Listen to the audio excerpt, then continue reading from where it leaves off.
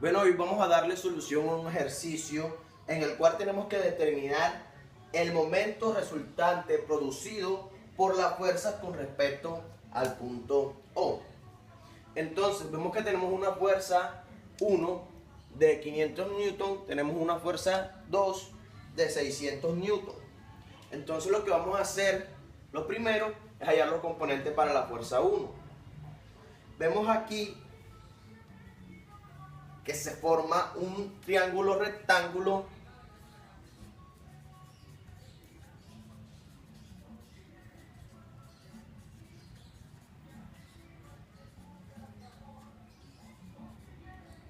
Vamos a hallar los componentes para la fuerza 1. Aquí se forma un triángulo rectángulo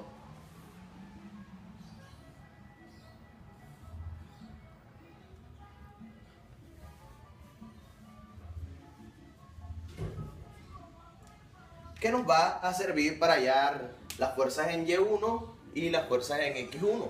Tenemos que esto va a ser FY1, FX1 y la hipotenusa que va a ser de 500 newton. Entonces, tenemos que el seno va a ser igual a 3 sobre 5 por FY1 sobre 500 newton, lo que nos va a dar un resultado de que FY1 va a ser igual a 500 newton por 3 quintos. Y lo mismo vamos a hacer para hallar la fuerza de X1, Fx1. Coseno va a ser igual a 4 quintos por Fx1 sobre 500 newton. Y Fx1 nos va a dar un resultado de 500 newton por 4 quintos. Y así tenemos la fuerza de la primera tensión de F1. Dale. Lo siguiente que hacemos es hallar los componentes para la fuerza número 2. Componentes para la fuerza 2. Vemos que tenemos un ángulo, entonces hacemos el triángulo rectángulo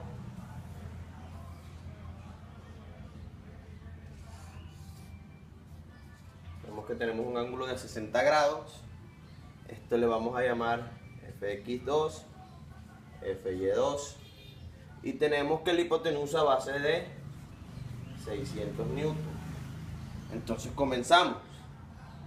Seno de 60 grados va a ser igual a Fy2 sobre 600 newton, lo que nos va a dar que Fy2 va a ser igual a seno de 60 grados por 600 newton. Y eso nos da un resultado de 519.61 newton. Lo mismo vamos a hacer con el coseno para hallar a Fx2. Entonces tenemos que coseno de 60 grados va a ser igual a Fx2 sobre 600 newton, lo que nos va a dar que Fx2 va a ser igual a coseno de 60 grados por 600 newton, y eso nos da un resultado de 300 newton.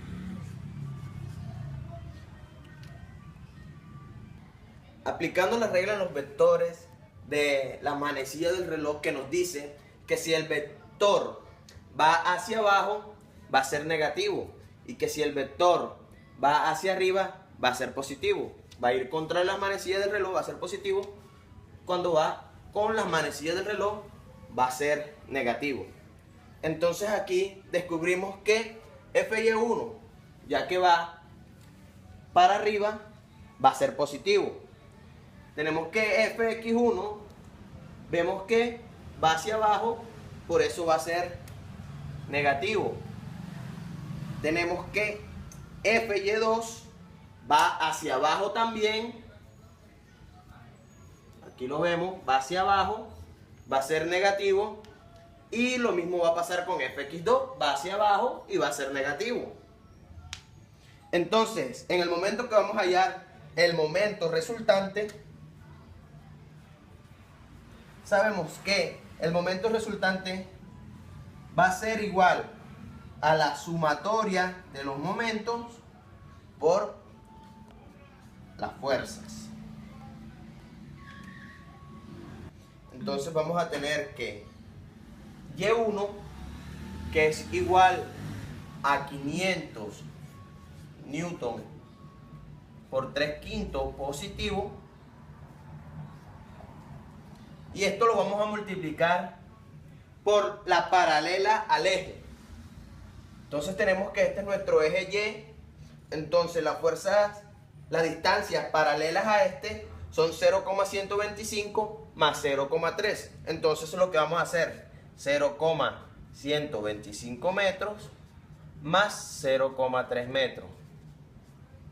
Eso menos, tenemos fuerza Y2 que va a ser negativa, menos 519 newton punto 61 por lo que ya mencionamos, 0,125 metros más 0,3 metros.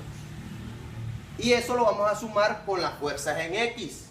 Tenemos fuerza de X1 que es menos 500 newton. Eso multiplicado por 4/5. Y además de eso lo vamos a multiplicar por la distancia paralela al eje X. Vemos que este es el eje X, la paralela es 0,16 metros. Eso lo vamos a multiplicar por 0,16 metros. Y tenemos la fuerza de X2 que va a ser de menos 300 newton, por 0,16 metros. Y eso nos va a dar el momento resultante, que nos da un resultado de menos 268,33. Quiere decir que el vector momento es negativo.